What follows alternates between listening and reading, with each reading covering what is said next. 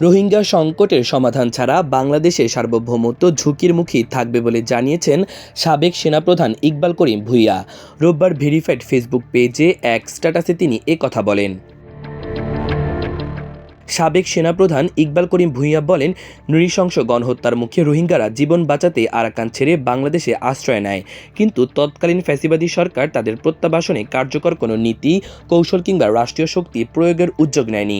বরং প্রতিবেশীদের স্বার্থে পরিচালিত নীতিমালাগুলো বাংলাদেশের জন্য দীর্ঘমেয়াদী ক্ষতির কারণ হয়েছে। বর্তমানে প্রফেসর মোহাম্মদ ইউনূসের নেতৃত্বাধীন সরকার প্রথমবারের মতো একটি কর্মপরিকল্পনা নিয়েছে, তাতে আপত্তির কারণ কি? নিউম্যানিটারিয়ান চ্যানেলের ভুল ব্যাখ্যা করা হচ্ছে।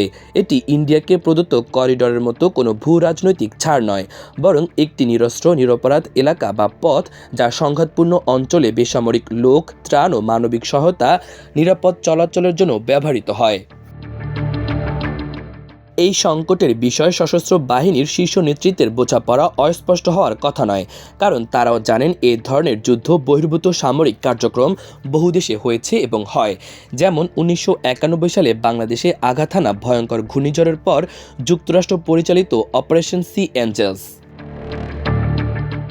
রোহিঙ্গা সংকট সরাসরি বাংলাদেশের সার্বভৌমত্বের সঙ্গে যুক্ত।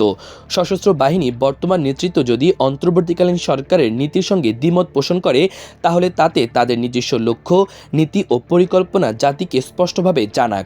এতে জনগণ আশ্বস্ত হবে এবং আন্তর্জাতিক অংশীদারদের কাছেও সঠিক বার্তা পৌঁছাবে।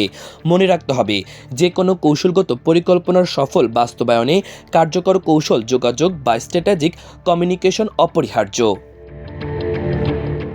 রোহিঙ্গা প্রত্যাবাসনের কাজ সফলভাবে সম্পূর্ণ করা না গেলে বাংলাদেশ এই অঞ্চলের রাষ্ট্রহীন পরিত্যক্ত মানুষদের ভাগাড়ে পরিণত হবে।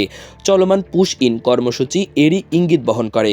দেশের সার্বভৌমত্ব রক্ষার লক্ষ্যে অন্তর্বর্তীকালীন সরকারের এই উদ্যোগকে পরিশীলিত, নির্বিঘ্ন ও সফল করার দায়িত্ব আমাদের সকলের। ক্ষতি করতে চায় এমন কোনো বৈরী রাষ্ট্রের অপপ্রচারের অনুসারী বা বাহন হওয়া যাবে না। মাল্টিমিডিয়া ডেস্ক, আমার দেশ।